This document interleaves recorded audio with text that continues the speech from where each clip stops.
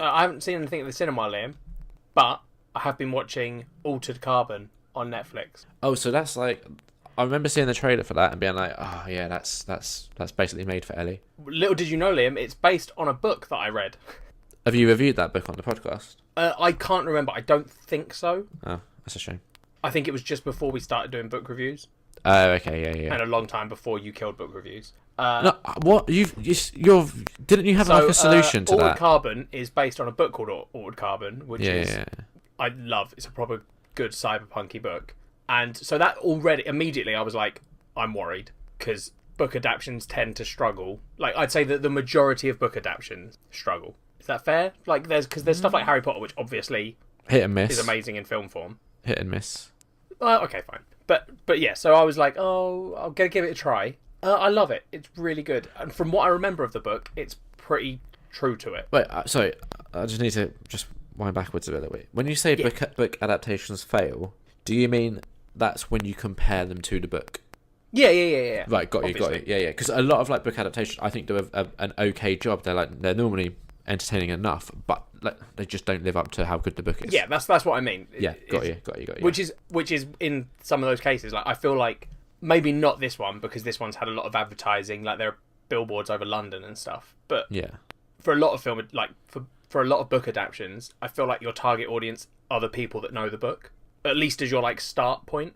Yeah, you're like, we're doing this thing that you love, watch it, and then that sort of spreads. But this has sort of not done that, I don't think. They've not made a big deal out of it being a book. Okay. But yeah, it's honestly, it's a really good cyberpunky sci-fi story with a bit of murder mystery thrown in, and it's just awesome. I'm really enjoying it. I'm only like halfway through the season, and so far I love it. What's it about? So it's set in the future where everyone has this chip in the back of their neck. Okay. It's like a big chip thing, and you can upload and download your like consciousness, who you are, into different ones. So effectively your body stops being your body and becomes something called a sleeve. Like a computer chip. Yeah, effectively. Yeah. And basically, so instead of people having to like travel through space to get to all these distant planets, you just needle cast yourself into a different body, which tends to be like when criminals get put in jail, instead of being put in jail, they get saved into a system and their body becomes just a free to use sleeve. Right, okay. So, like, the main character in this series is a guy who is not in his original body, and it's all about him being hired. He's been in prison for 250 years, so wakes up 250 years later with no idea what's happened. Yeah. And he's hired by one of the super rich, like, billionaires of the future to solve the murder of that man. Wait, of the billionaire man? Yeah, so the billionaire's like, I want you to solve my murder. How does he know he's been murdered? Because there's a blood splatter on his wall, he doesn't remember the last 48 hours, and he's basically the filthy rich can like save backups of themselves every 48 hours. Okay. If you're poor and you get your stack blown up, that's the bit you download into. That's real death. If your stack dies, you die. Right.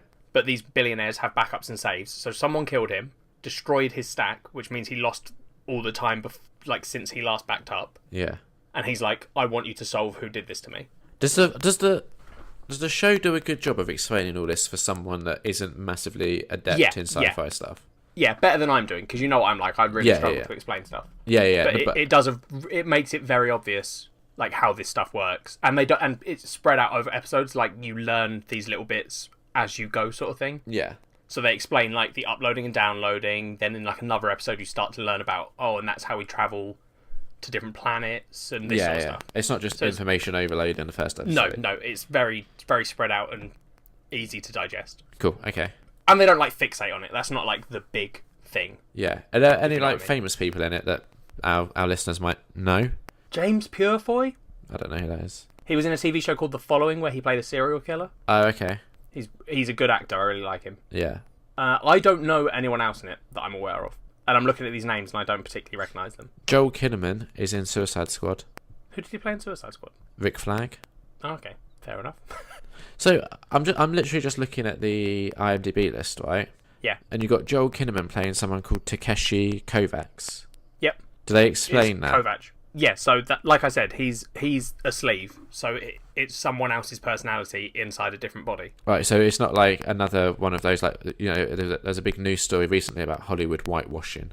No, and they don't whitewash the fact that his character is an Asian guy. Okay, that's good. Well, he's technically... So Takeshi is a Japanese name, I think, and Kovac is Polish. Right, okay. So his character is a half Polish, half Japanese dude. Cool.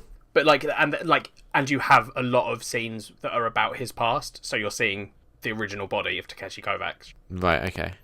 I personally don't think it's whitewashing, because it's in this fictitious world and it makes sense. Yeah. No, I just wondered, because that was obviously quite a hot topic, but it seems to have that seems to have kind of almost died down a little bit while the whole like Me Too movement and like the women are kind of rising up at the moment.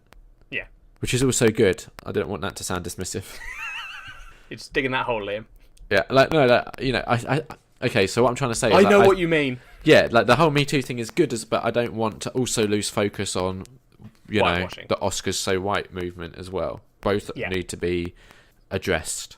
Yes. There we go. Oh, God, I got myself out of that eventually. You did, Liam. Good job. Fucking but yeah, so far, I've not finished the season, but I'd give it like a 4 out of 5 at the moment. Okay. How much of it have you got left? I think 4 episodes. Okay, it's 10 episodes in total. Yeah, so I think I'm on episode... I think I just watched episode 6.